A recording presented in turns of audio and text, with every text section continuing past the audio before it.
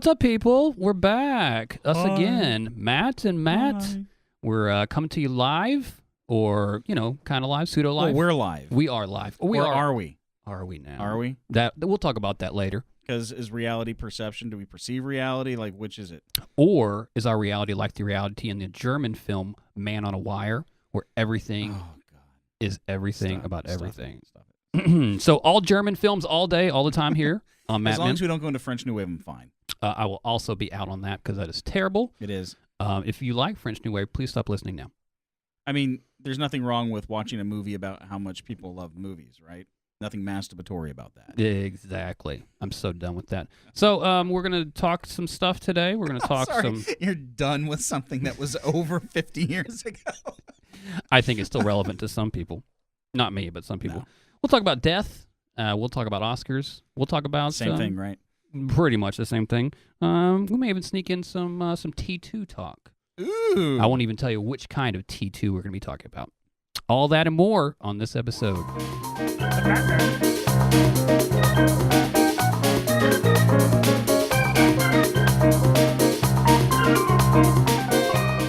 Matt, let me ask you a question. Do the Oscars matter? Not really. And I'll give you one reason. I'm going to need more than that because we've got a lot of time to talk about this. Crash. See, I'd love to. Let's start out with this because, first of all, the argument has always been over the years, over the decades of the Oscars being a thing, hey, nobody remembers that movie that won, but they remember that other movie that was fantastic, whether it be a Kubrick film or whatever. But Crash, everybody still knows that it won the freaking Oscar. For whatever reason, Right. they backward engineered it, so now we're stuck with remembering that Crash is an Oscar-winning film. But has that caused you to go back and rewatch it? God, no. Right. Okay. How did the Oscars start? The Oscars started, I believe, when the monkeys were getting together to figure out how to make fire. Close. Basically what happened was heads of the studios said, hey, how can we get people interested in watching our movies all year? Mm-hmm. I know. Let's create an award show, and we'll give each other awards, and we'll make it seem prestigious, even though we're handing them out to ourselves doing it, right? As a marketing tool.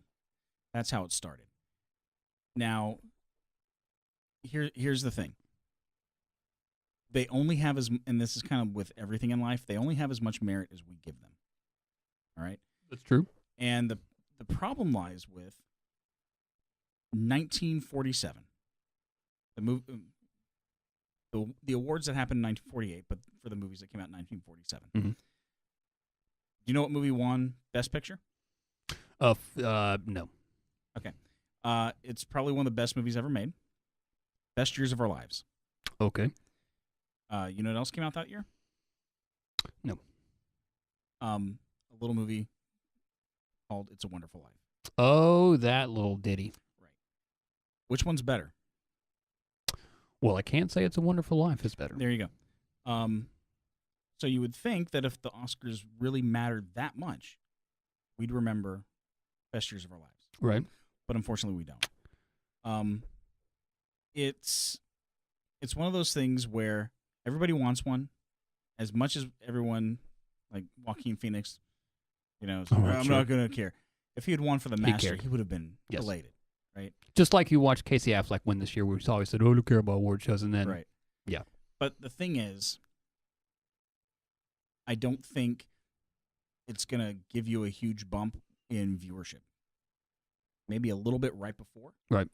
But it's not going to be enough to turn the tide on a bad movie or a movie that's losing a lot of money. Let's go to I got a two-pronged question for you that are completely opposite questions. Number one question, would the Oscars be better if we voted on them 5 years after the fact? I'm glad that you asked that. I think that every year we should have to re-examine which movie won 10 years previous and say, does that still hold up in the cultural zeitgeist? Right. Right. Like, what movie won for Best Picture that came out in 1998? 98 would have been the year I graduated. So there were some good pictures that year. Did Buffalo 66 win that year? No, it did not. Oh, then I don't know, and I don't care. Shakespeare in Love. Oh, that was a thing. Exactly. You know what movie it beat out? Oh, and that was... Saving Private Ryan. And I know you don't like war films, but even you have to admit not only was that a good movie, but aesthetically changed the way movies were shot for 15 years after it came out. Right. When did you see shaky cam in a movie before? No. You didn't. Nope. And all of a sudden, everything was washed out. Mm-hmm. They had the contrast, like, overblown. Right. That kind of silver wash look, right? But I think that this is a Shakespeare in Love was the perfect movie to be able to talk about why the Oscars aren't legitimate, in the sense that was a Miramax film that year, as I believe. Mm-hmm. Am I correct on that? And that was a year that Miramax really decided they wanted to push for an Oscar. So they did everything in their power. They spent a gazillion. Was that the Good Will Hunting year? No, I think it was after that.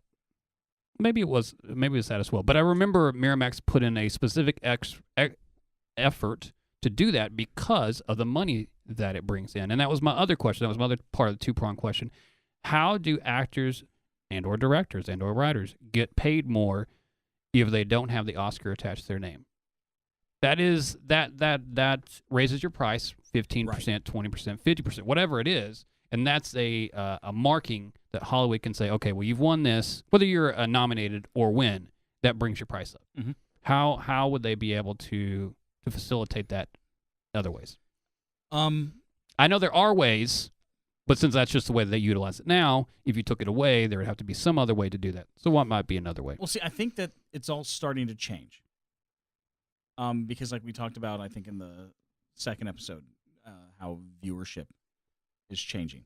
I don't think, we have the same legitimate movie stars. There are very few people still pulling in $20 million. Sure. And what's going to talk more than, I'll put it this way, if the Oscars mattered that much in terms of finances, Paul Thomas Anderson wouldn't have had a hell of a time trying to get The Master made, coming right off of There Will Be Blood, which was nominated for fucking everything. Right. And won, except for the Oscars, it won everything across the globe. It was... As it should have. Right, and it was fantastic. So you think coming off of that, it's like, hey, this guy made a movie that won BAFTA, won everything. Let's give him money to do his next one, because obviously it's going to be good, because he hasn't made a bad movie yet. Right. But no, it didn't happen. But you and I both know that it's not specifically because of that. That's more because of Scientology, and a different conversation that we could have for a different time. But yes, I definitely agree with you on that. I don't. Do you watch the Oscars? I do. You are an Oscar watcher. Yes. I catch the highlights. The I go back and forth now, because Right. now they air the same night as Walking Dead, and I'd rather continue watching Walking Dead. And that might be a lot of people's argument. And I think this year they're going to have to make sure the Oscars, like, they're going to get up there and just, like, start throwing awards from the stage, because the in memoriam section is so long. So yeah, we might as well have that as like the section of it. Okay, and we'll do that on Saturday night. And that's another thing. The Oscars tend to screw up a lot of things, right? Not just in giving out the awards, but also not voting for black people. That too.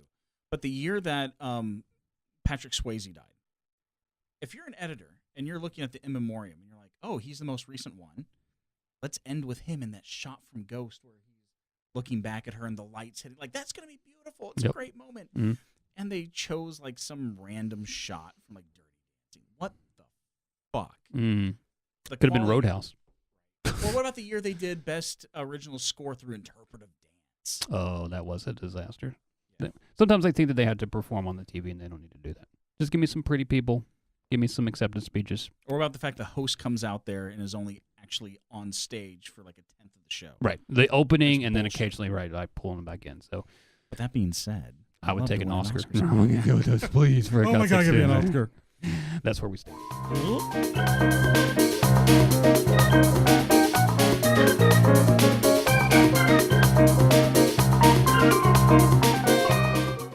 I love a good movie prop.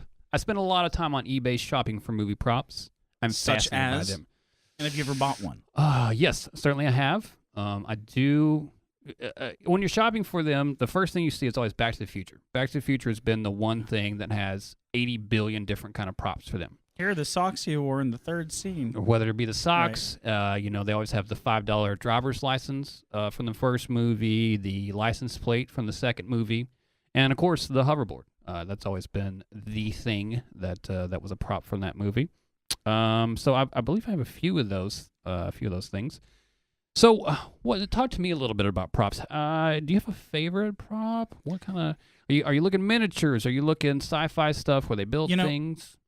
I like things that are iconic, but things you wouldn't necessarily think of automatically. Okay. Right?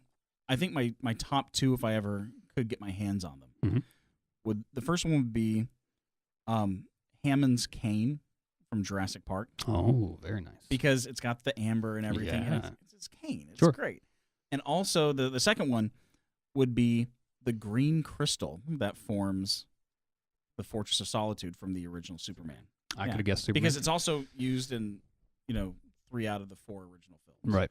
It's definitely not the same prop. But And let's be clear, we like movie props from before. We don't like movie props from movies that are made now specifically to be props to be sold for money, i.e., the bat from Suicide Squad, the Harley Quinn's bat. Like, that's a thing that they made. I mean, I know it's from the thing, but they really want to sell that.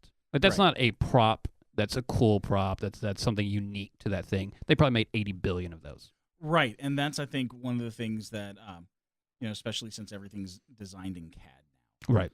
It's like, oh, we'll just print out another both of these, a bunch of these, like Kylo Ren's lightsaber. Right. Like, the whole lightsaber industry. There's a fucking lightsaber industry for replicas. Right. Yeah. I one of the, I'm gonna name drop again. One of the great things You're about just going to do that every segment today. Going to USC was we had a bunch of cool artifacts from cinema history. My first day on campus, I went down to the cinema library. And they had this painting. And it was the matte painting of the Yellow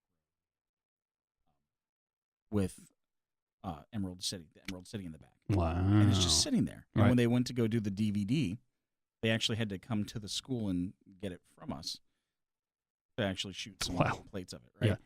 Something like that is cool. That's amazing. Like a matte painting, and as cool as it is to say, like, hey, I have the whip from Indiana Jones.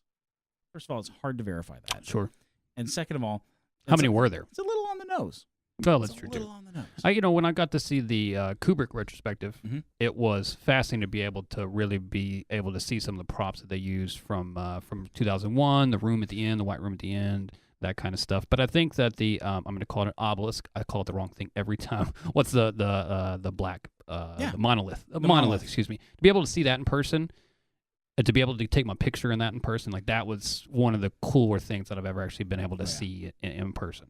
I think you mentioned Kubrick. I think third on my list would be his mask from Eyes Wide Shut. That would be a great one to have. That was. I got to see the typewriter from The Shining. That was amazing. Probably it would be something Kubrick related, but something that didn't come out, like from Aryan Nation. Like to be able to have, like a little thing that he had already done before, since the movie didn't get made. I would love to have something like that. That would be pretty awesome. Nobody's given it to me, but I would like to have it anyhow. So if you went into a Planet Hollywood, if they still existed. Do the kiddies know what a Planet Hollywood is? I don't know. It's this ridiculous restaurant idea to overcharge for hamburgers and put famous people out front. And it was started by Schwarzenegger, Stallone, Willis. Yeah, Bruce Willis. And I remember the first time I went to one, they had the Demolition Man had just come out, and they had the big thing that he got frozen in with the fake Stallone in it. So the entire time I'm eating my burger with my family, I'm looking up, just looking at back sack. Oh, it was nice. Not cool. No, that's awful, especially if you're eating that $15 burger. Right. The alien from the first Alien. I don't even know, like that was where that prop would be nowadays, or even if they sell replicas. But that would be really fucking awesome. Are you talking about the big one, the one that pops out of the chest? Yes. Which one? No, I'm sorry. The one that pops out of Sigourney Weaver, of her stomach. Oh, you mean Hurt, John Hurt? Yes, I'm so sorry. Yes, about John Hurt's stomach. Yes. I don't know, because I know when they made the facehugger, a lot of the interior of the facehugger was actually biological. They they got some seafood and did the whole thing. Yeah. Oh, well, there's nothing wrong with that. That's kind of cool. But that's another thing. A lot of these things don't last. Like the rubber they used for the skin on the dinosaurs in Jurassic Park, that foam lasts about 5 years and then it degrades. Oh. Yeah. Well, that's terrible. Every year when I lived in LA, they used to have at the El Capitan, they had Nightmare Before Christmas, and they always had the maquettes. Right. They used in the movie. I remember the first year I went, oh, that's Jack. And then 10 years later, it was like, that's the armature where Jack used to be. Because he eroded. Right. Anything from Indiana Jones? I think that maybe, obviously some of those things are quote unquote real, the Holy Grail, that kind of stuff. But there were a few like little random pieces from the first couple that would be, just kind I of love the eye of the head of the staff of Ra. Yeah, there you go. That would be that'd be great. Amazing. That'd be great. Have you ever seen Guillermo del Toro's place? Not personally. Well, didn't know if you've gone inside, but he keeps like every horror movie piece ever. To be able to see some of the pieces that he has in his house, not just from his films, but other films that he's collected over the years, first of all, be horrifying because that place is terrifying, some of the things that he has in there. But his collection, he goes back to the 20s and the 30s. He has some old pieces from back then. I think he has a Bela Lugosi piece from one of the films that was just unbelievable. How he found it, how he got it, I'll just never know. That's what he does. Yeah, again, because like you said, so many of this stuff's got lost over the years, or they're duplicates, or they fell apart. And to be able to keep some of that stuff is really amazing. So I would love to be able to have a place like that to keep some of the memorabilia that I can't afford. If anybody wants to send us memorabilia, where can they send us memorabilia, man? Just drop it on by the studio. Okay, all right. I thought we were have going to to give your home hand-deliver it. address, but I'm not giving out my home address. Okay. Because I don't have Well, one. You could have just said the bridge. The bridge over there. Drop it off for Matt. He'd appreciate that, and we love some movie props. What would be the worst movie prop to have? Ooh, the worst movie prop to have? Oh, I got it. From Something About Mary, the cum from her hair. That would be terrible. I'd prefer not to get that as a gift, guys. So if you want to send that to me, don't. You got a worst? Oh, I'm thinking the big dick that rapes Jonah Hill. Oh, yeah. I would also not want that. And this is the end. Yeah. There you go, guys.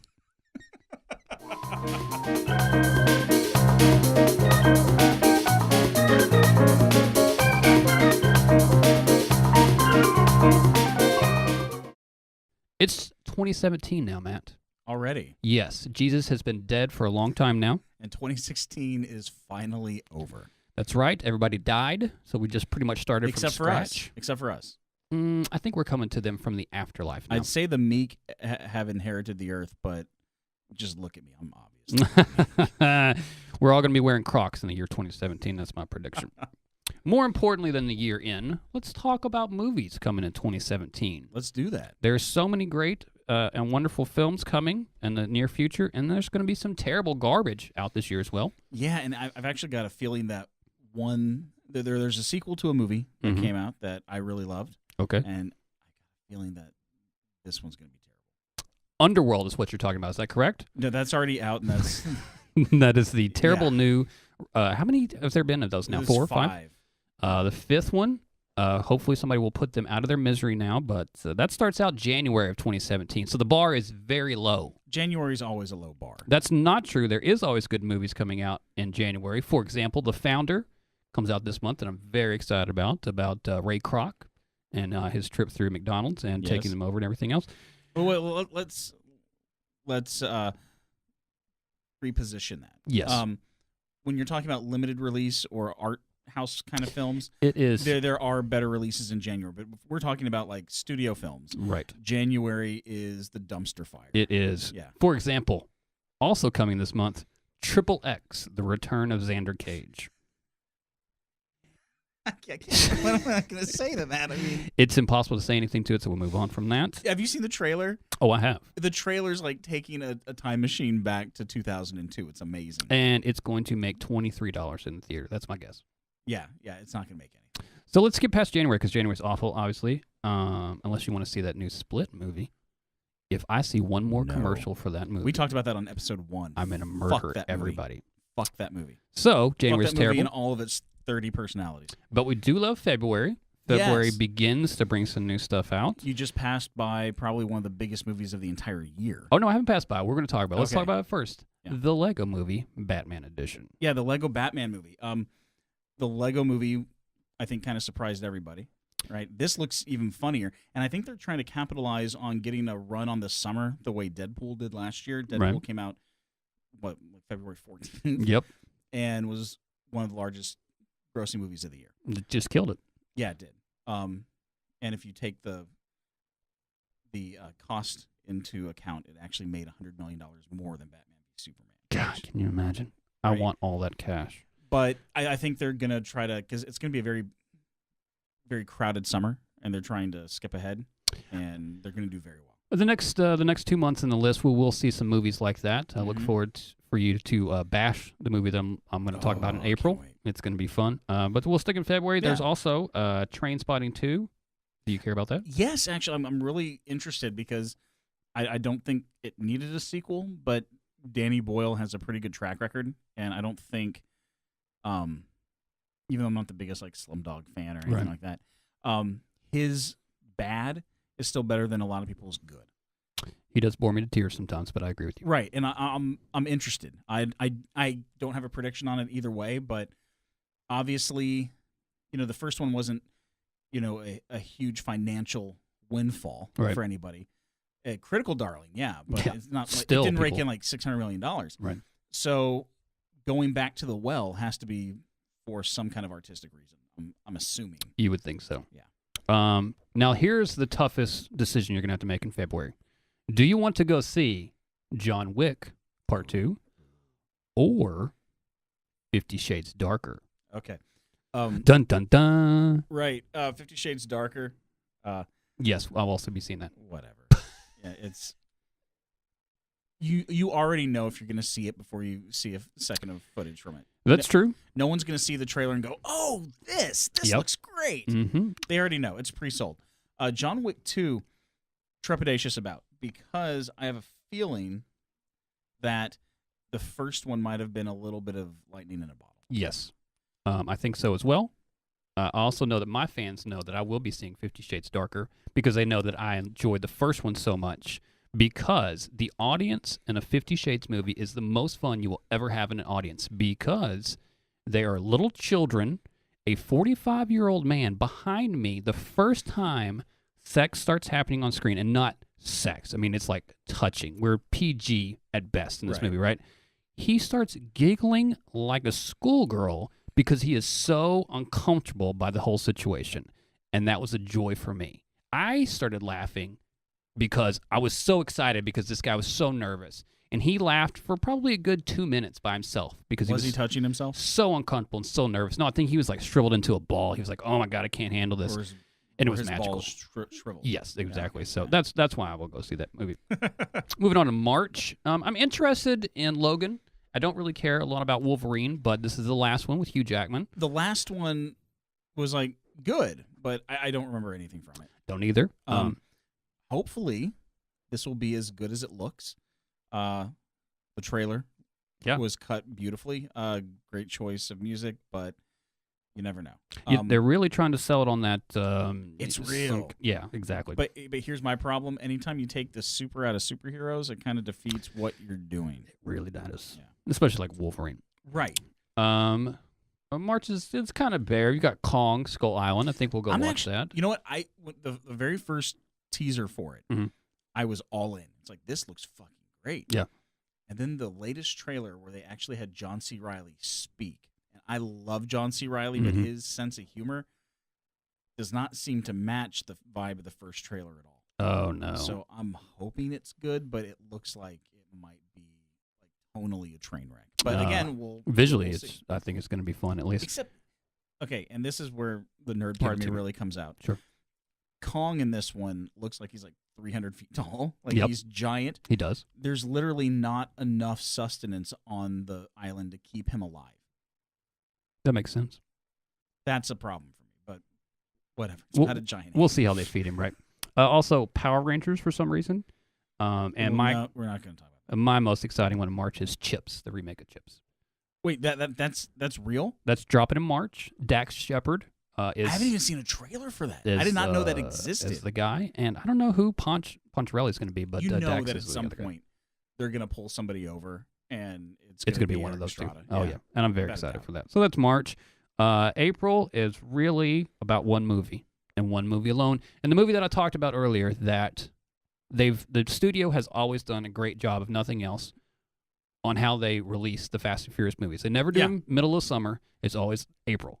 And that seems to get the season started, but they get that early money before you get the superheroes and that kind of stuff. So April 14th, The Fate of the Furious is on its way. First of all, the fact they didn't go with F and then the number 8 Right. is I agree. stupid. Second of all, I saw when I was watching the trailer and it's like, okay, well, obviously he's like doing a triple agent thing, right? We're at the end. Sure. Like, no, I was really pretending to be bad Really to on take your her side the down, whole time, right? huh?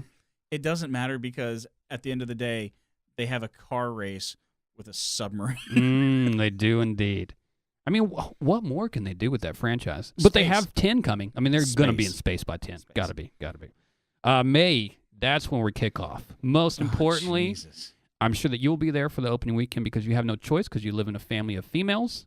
Barbie comes out at the 1st of May. No, I won't take my kids to see that. No. How about instead Guardians of the Galaxy Part 2? James Gunn has a ridiculous track record. Mm-hmm.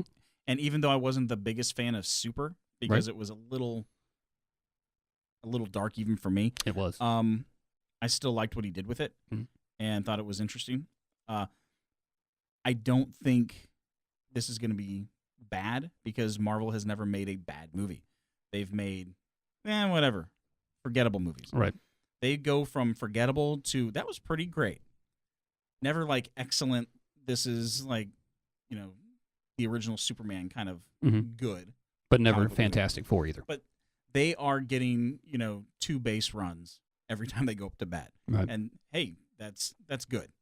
Nothing wrong with that. Yeah. I'll be in the studio for that, or I'll be in the theater for that. I will say that was my favorite movie of the year that it came out. The original. It was very surprising. I did not see it coming. We've got a new Aliens movie. Oh, that's my jam. Didn't know about that. Alien Covenant. Yeah. Oh, I lied. I didn't know about that. Yeah. Yeah, it continues right. Like I'm one of the few people who love Prometheus and think it's completely misunderstood. In about 10 years, people are going to go, "Oh, that was actually pretty great." That was really great, right? Yeah, and I've heard nothing but incredible things about it. They showed some footage a few weeks ago at some conference, and everyone said it is terrifying. Oh, I like a good terrifying. And what's his name? Danny McBride. Mm-hmm. Yeah. I'm all in. I had my phone off on like the ringer off. Sure, sorry you about did. that. Sure, you I did. did. You go watch Aliens. I'm going to go watch Pirates of the Caribbean. That's what I'm going to go. Why? I'm just kidding. Why the fuck do we need a fifth one of these? I've never seen any of them. Never seen any of them. No. I think Johnny Depp needs some divorce money. Would you turn down $90 million? No, not at all. No. But he's definitely got to pay that old lady of his. She probably gets the island, I'm guessing. Yeah. And Baywatch. Baywatch ends out the month. Baywatch seems like it should have been the biggest slam dunk ever, and it's gonna fail. And I love everybody in it, but it looks like they're going too cheesy with it. Which it's funny when you say that about Baywatch, Right. but there's also something to be said about, silly as this is, about the Hasselhoff magic. It really is. Because Hasselhoff spent 4 years alone in a car talking to it and made it awesome. They've tried to remake that show like 3 or 4 other times, and it's failed spectacularly each time. Baywatch, everyone's Baywatch. It is the most successful syndicated television show of all time. I mean, he freed Germany. Yes, he brought down the wall. So yes, I'm still gonna watch probably twice because I love The Rock, and he always gets my money. And you know what? I'm a big fan of Zac Efron. I would do Huge a movie fan with of him. So that was May. Did you skip over Cars 3? No, it's in June. Oh, it's June. It's Sorry. in June. Jeez, it's getting ahead of the curve here. I want to talk about Wonder Woman, and now I'm done talking about Wonder Woman. It's gonna be a train wreck. Cars 3. I don't think I've seen the first 2 Cars. That's the one with that guy in it, right? The Larry the Cable Guy.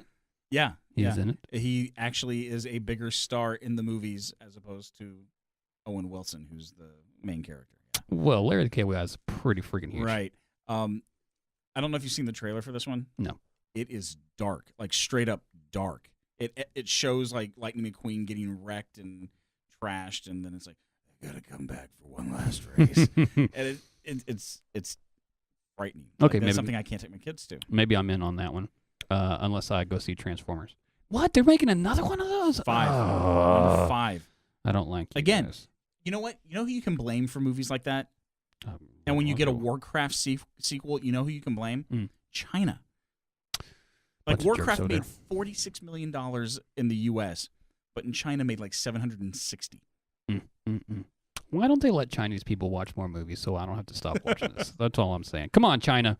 Bring them into the 21st century. Spider-Man, Biggest movie of the year. a new one coming. Is it, I have no idea who's even Spider-Man Tom anymore. Holland, he was in Civil War. Yep.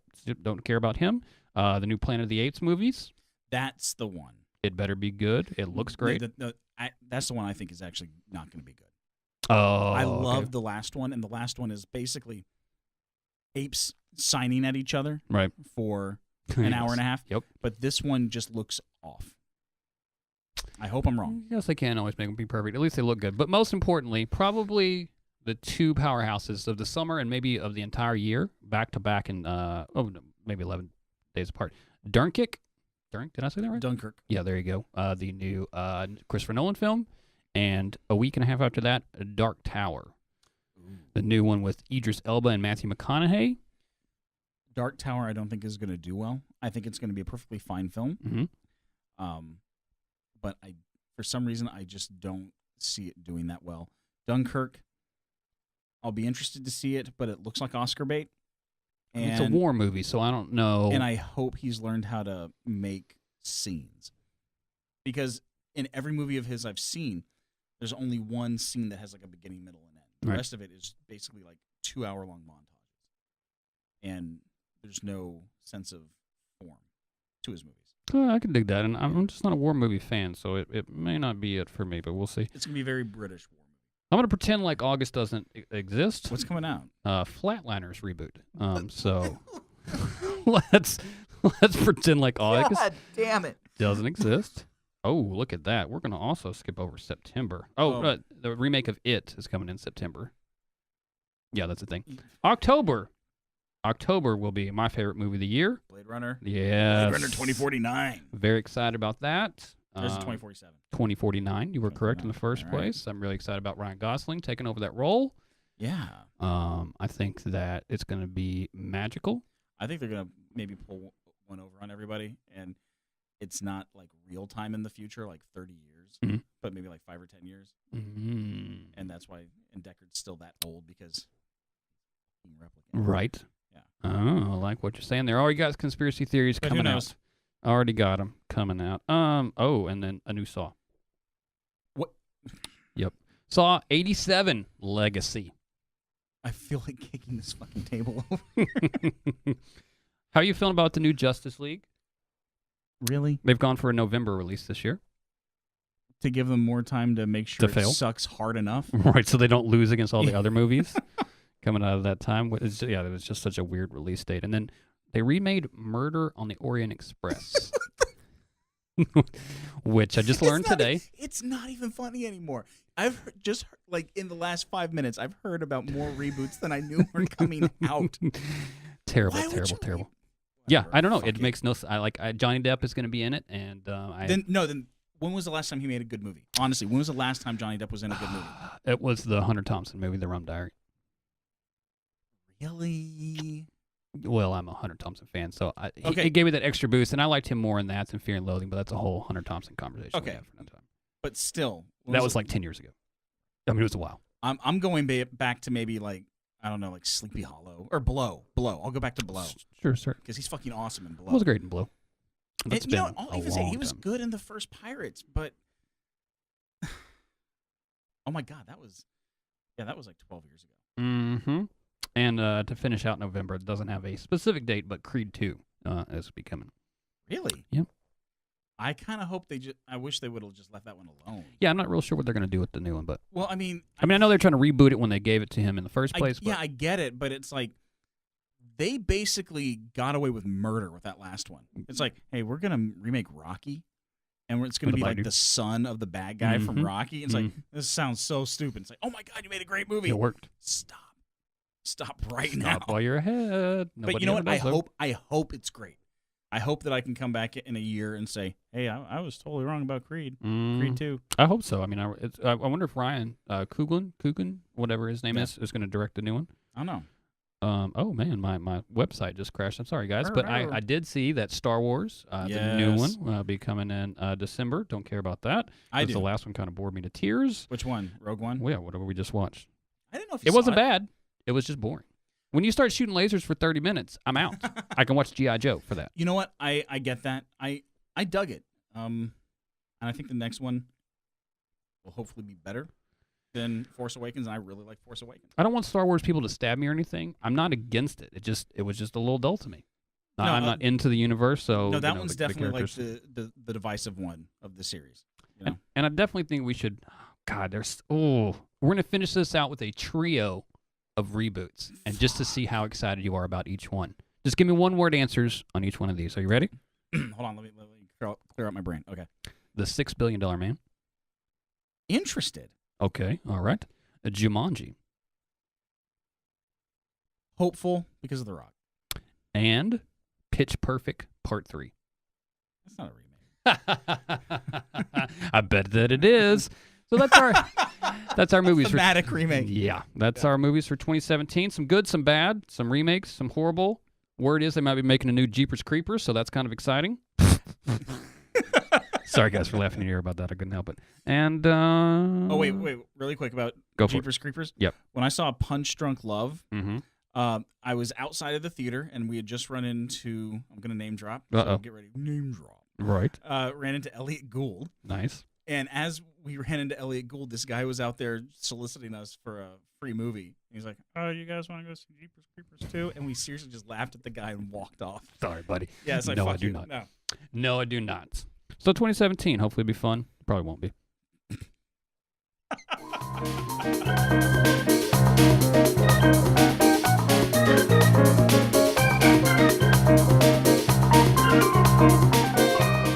Only 3 things in life are certain: death, taxes, and dick sweat. Isn't that right? That is true. Okay. These are facts from being in Texas and or in the studio. Right.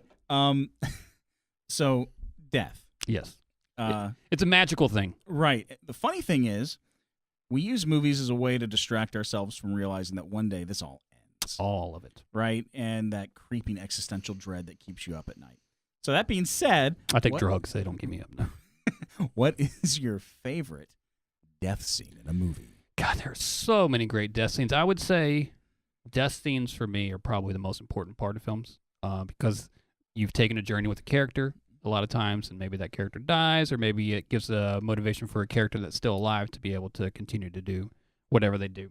Death scenes have been something that anything from Ichi the Killer to be able to watch him slice somebody in half and then their insides fall out. So they're so beautiful. Like the things that you can do with props and the things you can do visually with a death is it's so much fun. Bonnie and Clyde was another great scene, obviously based in real life. And what would you say is better, that death scene or Sonny Corleone? I'm preferential to Bonnie and Clyde. I'm not preferential to Godfather. They're very similar. I agree. Yeah. Certainly. I did miss Bonnie and Clyde last night. Nobody invited me to go watch it. Thanks, guys. Anyways, Bonnie and Clyde was last night? Yeah, they were playing at the Angelica. That's a little inside knowledge for the people here in Dallas. But for me, I'm gonna have to stick with probably my favorite director, and who does death and violence on a whole different level. Yeah. And I want to talk about Marvin in the Backseat of Pulp Fiction. That might be one of the funniest, most surprised moments I've ever had watching a movie. Absolutely. It combines everything that you want in a film. The surprise, the violence, the funny, the conversation that they're having, that John Travolta and Samuel L. Jackson are having in the front seat as they're talking to Marvin in the back, and then the gun goes off. And the single best part is right after. Oh, shit, I think I blew Marvin's head off. And it's such a catalyst for so many more great moments in the film. They end up having to go get washed off by the wolf and put on those ridiculous outfits. Only reason I know who the Santa Clara banana slugs are is thanks to John Travolta's T-shirt in that movie. But it's all because of Marvin. Marvin was the guy that was left in the apartment. They had to take him with them. Remember who played him? Tommy Davidson. Okay, I believe you. Comedian. The UPS guy from Mad TV. Also, that is not Tommy Davidson, and I will bet you $1 right now that that's not Tommy Davidson. Oh, shit. I forgot. I got his name wrong. You're right. I'm thinking of somebody else. Oh my God, it's gonna kill me. No, Phil Lamar. Phil Lamar. There you go. Phil Lamar. Phil Lamar. If you like other podcasts besides ours, He's on Futurama. I would suggest listening to his podcast of I Was There Too. Tells some great stories about the head that they had to make for that, and the fake body and the death and everything. So listen to that. But since you're listening to us right now, let's talk a little bit more about Marvin. How to be able to do a death scene and not show the death scene, just show the aftermath. Again, that's a Tarantino kind of thing. To be able to see that blood splatter on the back window and have to hide it underneath a blanket. It just can't get any better than that. He's really taken out of the movie so unceremoniously. Yes. Yeah. He wasn't a big character in the first place, but to be able to do that to him, an important character. He was very important because again, I mean, that's the second half or the middle half of the film, depending on how you want to look at it. Also, nice guy. A friend of mine runs a Comic-Con for special needs students, and they wanted him to come last year to be a guest, and he couldn't make it just because his schedule wouldn't allow it, and he felt bad, so he sent them a personal message and an autographed photo to every single one of the kids. Oh, wow. Very cool. Well, Very now cool I feel guy. bad they murdered him. Because it was in real life, right? No, yes, real. So the Marvin and Pulp Fiction for me was my favorite death scene. Again, there's so many other great ones. There's a lot of long dying. I like a good long die, Which leads right into mine. which is Paul Rubens in the movie Superior version of Buffy the Vampire Slayer. oh the classic. Right, when he gets stabbed, Right. and then pauses and looks. Oh, there's nothing better than that. I mean, I love a good gory death. Every death in RoboCop Yep. is fantastic. I could have gone with that henchman getting hit by the car and his head just coming clean off.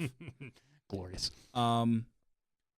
But I think that Paul Rubens' death is my number one, just because it's so funny and takes the piss out of the whole situation. Because usually people do overact a death scene. Sure.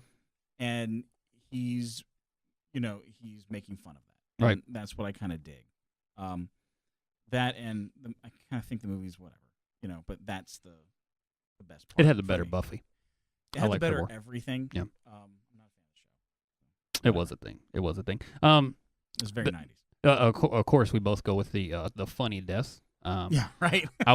If Norbit from, I think that was his name, if O.J. Simpson from Lethal Weapon, not Lethal Weapon, what did I just say? Naked Gun. If he would have died when he goes down, I don't know. If he would have died doing the wheelchair down the stairs, that would have been great. But unfortunately, I don't think he died. No, because he came back. Yes. What's your favorite serious death? That's such a tough one. There's definitely some deaths that have made me tear up.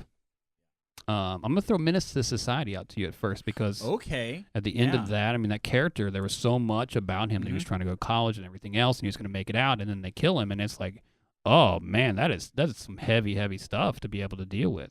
I was not thrilled about that. One of my favorite movies that I haven't watched in a while, I definitely haven't seen it since the death of my dad, is Magnolia. And Jason Robards. Finally, when he's on death's door, the whole movie, looks up and sees Frank that last time, and Frank's just gone. Like, anyone who says Tom Cruise can't act has not seen They're crazy. that movie. That's amazing. I don't know if I can rewatch that. My dad died almost a year ago. I don't know if I can rewatch it. Right. I can certainly see that. Yeah, that's one that I saw it when I was 17, and that one got. Oh wow. I'm sure a lot of people will point to Scarface. That is one of the quintessential classic deaths where he never dies and he shoots the gun. He's shot 57 times and he's still. If you're going with getting shot 57 times and the guy at the beginning of RoboCop. Well, again, there you go. That's a good one. Are we going to keep going back to RoboCop? I like RoboCop. Let's talk about it all day long. Well, we're going to move into that in a minute. We will be to violence and stuff. What are some other good? I mean, I can't. Again, I said Ichi the Killer earlier. Just to think of some of the violence in that film and some of the deaths in that film were so great. Branded to Kill had some ridiculous. Tokyo Drifter. Those were 60s Japanese films that the level of death was very absurd and ridiculous. Right. It was the, oh, I'm hit. Oh, I'm hit again. Oh, I think that I'm dying. And then it takes the 5 minutes to die. I do like that. I'm actually going to say one of my favorite deaths you don't even see. It's in Children of Men Mm-hmm. when they're being led into the Fuji camp. Right. And she has the contractions. And her handler, Mm-hmm. the white Rastafarian lady, Right. stands up and basically lets herself get taken away Mhm. to protect the pregnant woman. It's all shot from inside the bus. And it's one shot. You see her pulled out, and she's screaming for her. And they put this bag on her head. They put this black bag on her head. The bus pulls away. And you see the background whizzing by. And you see a bunch of people lined up with bags. And then a bunch of people naked, like getting beaten. And then a bunch of people in body bags. Right. So without showing what happens, you know everything that's going to happen to this woman. She's going to be lined up. Mm-hmm. She's going to be stripped naked, beaten, and killed. And that was heavy.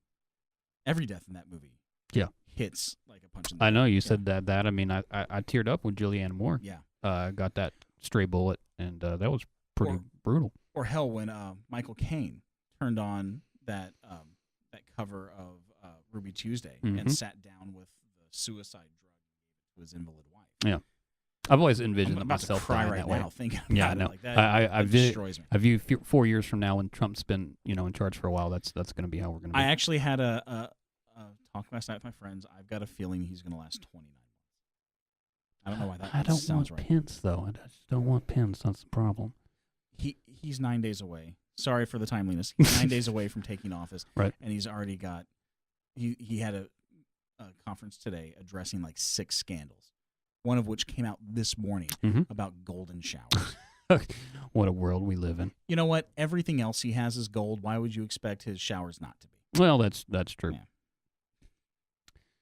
I wish that I had a death to top that golden showers comment, but I don't Right, think I that I know. do. I think that tops that. I mean, there's always Lassie dying at the end of Lassie. Oh, well, then if we're going to go with that, we're going to go with Old Yeller. That's what I meant to say. I don't know why I said Lassie. Did Lassie die in that movie? Old Yeller was really what I meant Old to say. Yeller. I It's can't. Old Yeller. Previous we in are awful 1995, today. I don't remember anything. Sorry, guys. We do not have our phones up today. They're here, but we're trying to just be in the moment with you guys. So I'm Yeah. sorry if our facts and data are not accurate.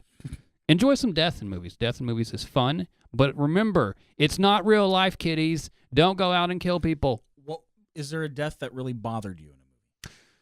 A death that bothered me.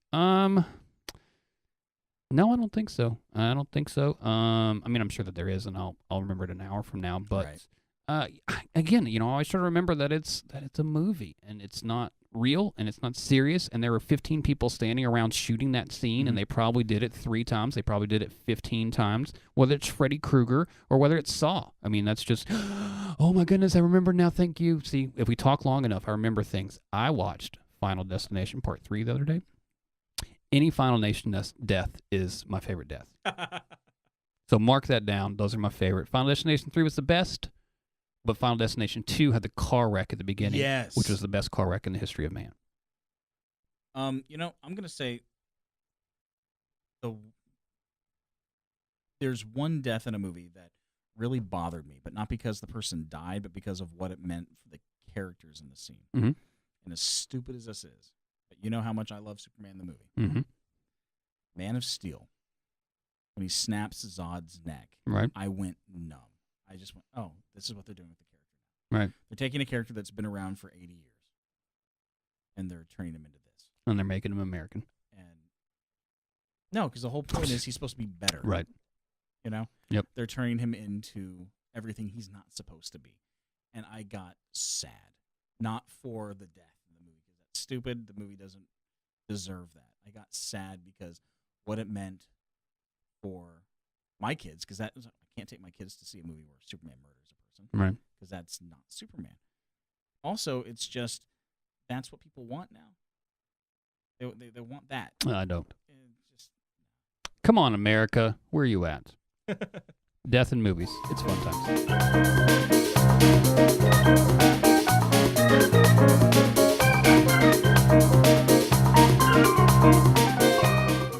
I love violence. I know you do.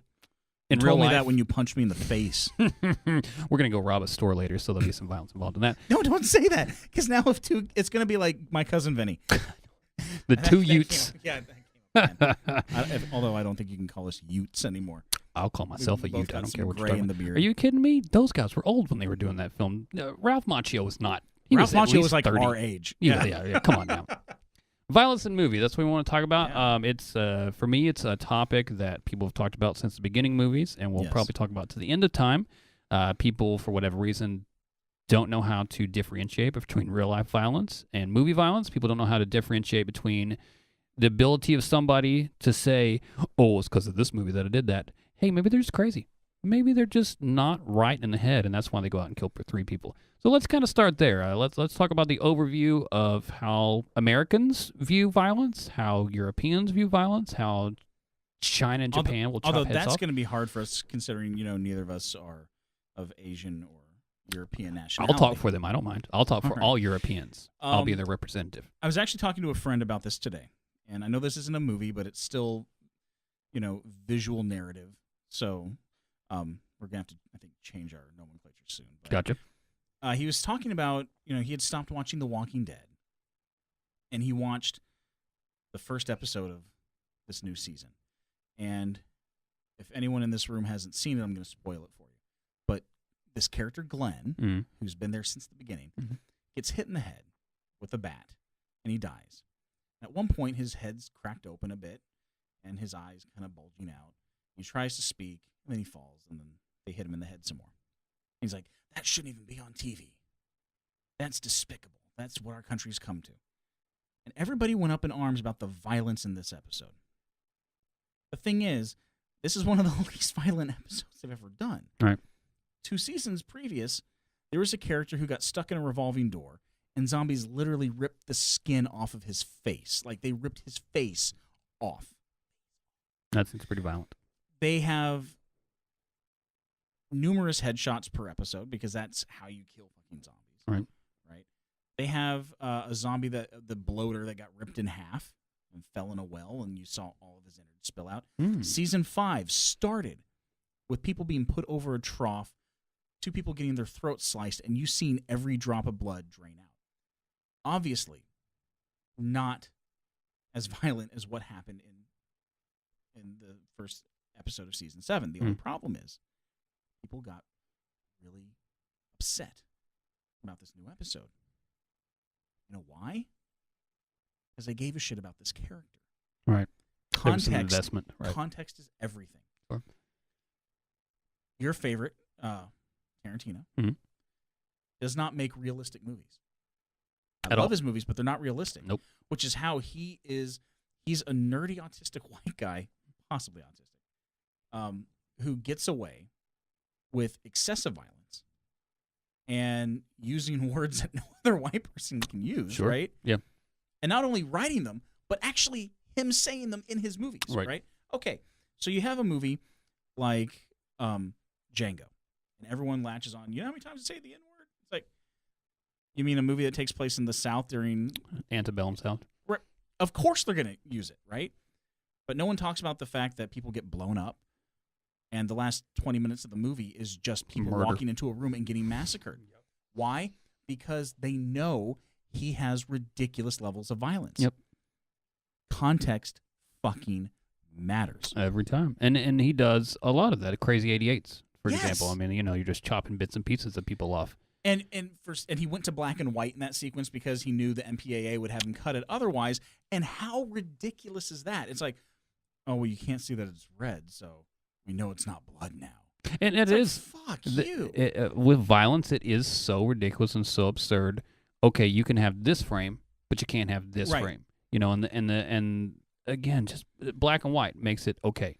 Or Right. being able to you can have 20% less blood in this one frame. Or and then it's weird because I love when things have an order to it, right?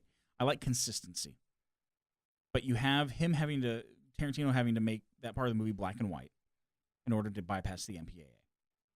And then you have South Park Bigger, Longer, and Uncut, Mm-hmm. which got an NC-17 because of language. And then they kept adding more gruesome deaths into it. Never said anything. No consistency. Right. Now, here's where I want to talk on behalf of Europeans. We're going to talk about Europeans just right now. The way that they regulate things is almost opposite of us in the sense that sex, fine. Titties, fine. You can do all that stuff, and it's Who all doesn't love titties? well, exactly. But as far as violence goes, they do a lot of to try to at least put that out as much as possible, because that's part of, their mindset on how they view things. But America, we would never do that. Can you imagine America trying to stop, some violent thing from happening as opposed to something sexual? I mean, you make a movie like 50 Shades of Grey, and there's PG sex in there. Again, I'm going to go back to The Walking Dead. You have a show that revolves around decapitating people and just murders all over the place. But at the end of season 4, when he goes, "They're fucking with the wrong people," they had to change it to, "They're screwing with the wrong people." For a word. Right. A word. Mm-hmm. Now, I think part of, Americans are different. America's a very are we. odd country. Everyone has this, like, yeehaw cowboy Western mentality, even though the Wild West, as we think we know it, never really existed. Never. There were never, like, "Hey, I see you there. Noon, we're going to shoot each other in the streets." Exactly. That never happened. No. Okay. So, and to be clear, even if it did, which it never happened, but even if it did, people are not standing on the sidewalks watching the scenes because you're going to get hit with the stray bullet. I think the highest number of murders in 1 year in any specific town was like 5. Right. Right. You didn't have these tombstone levels of violence, although that was probably kind of fairly accurate. They did cut out the part where after the shootout, the OK Corral, they were basically in court for a year. Right. But in Europe, they have a little more history than us. They also gave birth to things like, Nazis. And I can understand them wanting to not glorify violence. And if I had to get rid of violence in exchange for titties and movies tomorrow, I might do that. I don't know. But Americans seem to find violence a little more fun and not serious. They find it fun, not serious, but yet if a problem happens, if somebody shoots up someplace, they go, "Oh, it was what he was watching." Okay, that's really funny that you mentioned that, because if there is an attack in this country on the Sandy Hook massacre, which is awful,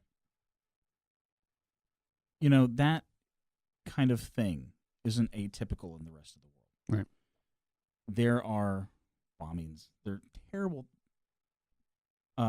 They're terrible moments of violence in the rest of the world in real life, and we're, for a big part of that, especially for the size of our country, kind of removed. And I don't know if that's why we love violence in our media so much, but I don't know. It's such a weird topic because I can see both sides of it. Because then you take a look at the Iliad and Shakespeare, a lot of violence, Right. throughout all of literary history. Sure.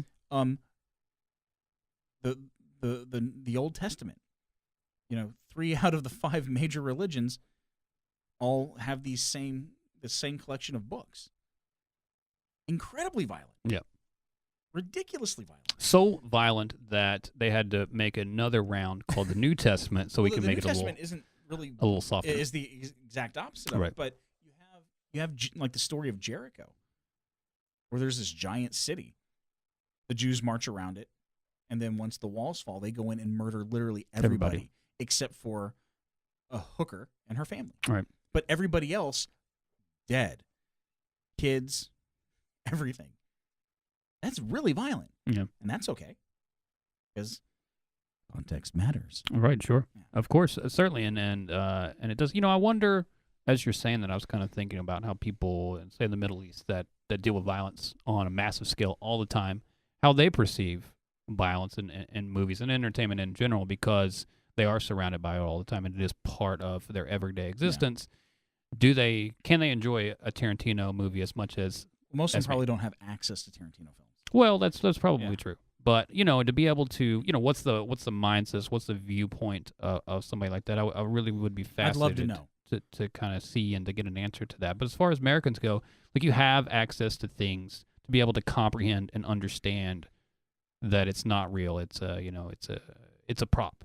It's a movie prop, or it's fake blood, or it's all those kind of things. And when I was growing up, I didn't have that. I didn't have a concept of that. So violence did definitely bother me. We talked a little bit about that. For me, RoboCop was one of the early movies that I saw, and there was so much violence in there. My little brain couldn't comprehend that it wasn't at least partially real. How old were you when you saw it? When it came out, 87? Yeah. Still like 7 or 8. Yeah, I was 6 when I first saw it. And from that opening scene where the guy gets shot so many times in the chest that it just turns into jelly, Yeah. I thought it was the coolest thing in the world. For some reason, I was fine with that. I saw Commando the same year. And yeah. Commando's a fucking violent movie. Yeah. He murders like A 180 lot of people murders in there. Right?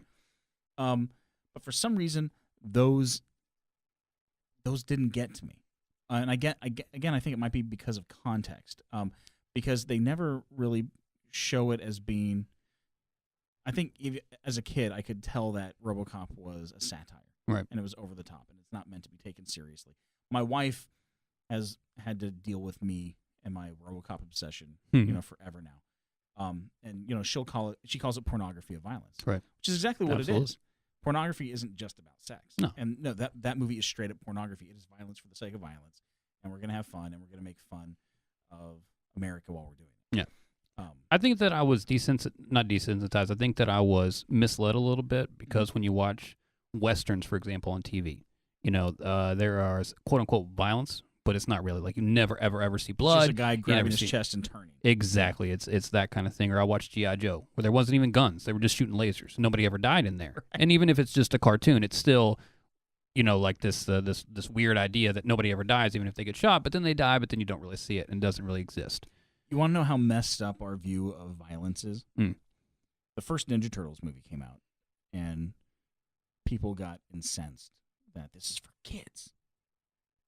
So when the second one came out, they don't use their weapons ever in the movie. I don't remember that. I believe they don't mind them beating people up.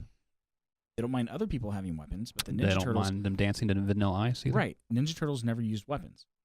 Even Michelangelo, instead of using his nunchucks, used salamis, right? Mm-hmm. When they're stuck in a net, not once did Leonardo say, "Hey, I've got swords. Let me cut our way out." I got this, guys. Yeah, not once.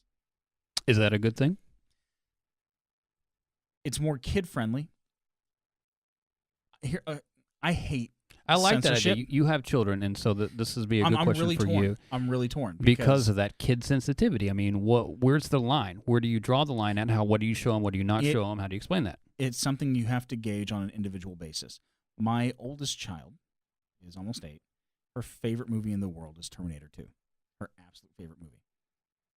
My youngest one, I don't think can handle it. But I also know my oldest one has seen Predator, and she loves Predator. Mm-hmm. My youngest one can't handle it. Yeah. It's a kid-by-kid basis. And unfortunately, that's where, things like responsibility and parenting kind of come in, and we can't just rely on a sticker that says PG-13. Right. I think that's a little bit of a cop-out and used for laziness. Sure. It's an easily built-in excuse. Oh, well, it said this or that, so I'm going to blame them if something happens. Like, again, my parents, by the time I was 9, I had owned RoboCop, all the Jaws movies, seen RoboCop 2, Commando, all that. But my parents did not let me watch Terminator 2 until I was 13. And Terminator 2 is like the least violent movie on that list. Right. Nobody dies. They're like 2 people die in that movie. Edward Furlong's career. But not like actual death. I hear what you're saying. That's so mean. Poor Eddie Furlong. But it's I mean, you can go back to Howard Hughes having trouble with the violence and Scarface. Violence has always been a part of movies. I'm not saying that we should be irresponsible with it. for instance, if you have a network that has Ice Age on in the middle of the day, don't show a commercial for The Strain where a person's mouth comes apart and they suck somebody's blood before they get decapitated. That sounds awful. Don't show that to my 5-year-old. I'm doing my job. It's like, hey, this is Ice Age. This is during the day. This should be okay to watch. And then they program something like that in. So don't be irresponsible with it. But I also don't think we should remove it because, again, if you want to get rid of violence in movies, then let's take every book ever written and get rid of them. Right. Because there's always been violence.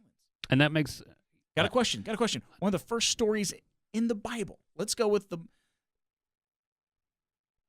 Cain had a brother. Yep. What'd he do to him? Murdered him. There you go. Murdered him dead. Very much so. Yeah, I think that for us as Americans, we are so sensitive about some stupid things and so unsensitive about other things, and it makes no sense to me whatsoever. And again, there's no consistency. None. There really is not. I haven't seen it at all. And we can market sex all day, but we can't show it. But Janet Jackson shows a 40-year-old nipple on TV, and all of a sudden they're $1 million fines. Yeah, and we talk about that. Everybody's talked about that forever, and I'm still confused about that. I still don't understand why Victoria's Secret, not to call them out specifically, but not even Victoria's Secret, because you can have a butter ad that sells with sex. Yeah. But if you have any of that stuff in film, it doesn't fly, and you have problems with the MPAA and all the other kind of stuff. But the violence is such that you just don't have that, and it's weird to me. I don't understand it. So speaking about the MPAA, you've seen the documentary about them, right? Mm-hmm. Okay, so I was thinking, they don't have a lot of people working, right? Right. We went through that whole list of movies that are coming out in 2017. Mm-hmm. There's a shit ton of shit on that list. That is true. Do you think these people are genuinely bad at their job, or they just get so inundated with crappy movies that they are forced to watch? And if they say, hey, this has an R and they want that PG-13, they've got to watch it again? Do you think that they're just so inundated with it that they don't know up from down and right from left anymore? I can imagine so. I can't imagine being able to having to watch films like that all day, every day, and have to read them and that kind of stuff.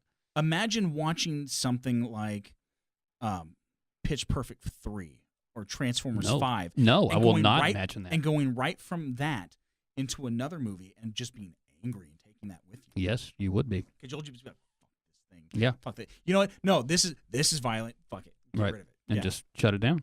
Yeah, and it's we are relying on just the few amount of people to be able to put that little label on there and tell us what's good and what's not exactly. And what's it? 4 PG or G, PG, PG-13, and R. Technically we have R, and technically we have X and that kind of stuff. X but really, was never an actual rating. We only it was just a kind of hold piece, right? And if it wasn't rated, that's what the distributors would put on it. So if you're going to keep using that system, expand it.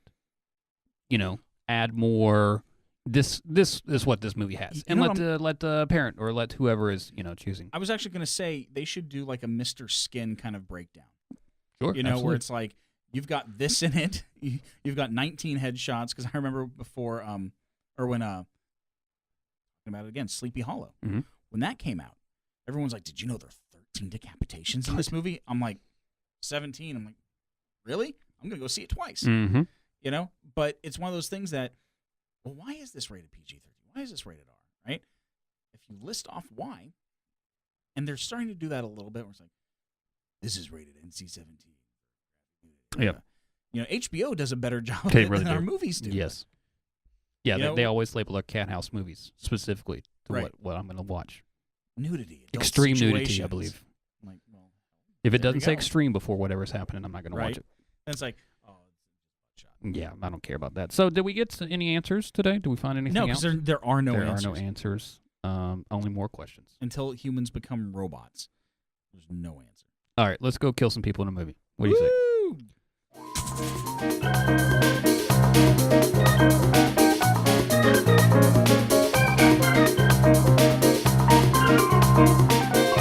We made it through again. Did we? Another episode in the books. Did we really? Because I'm bleeding on the floor right now. Well, I mean, that's what happens when I'm violent to you.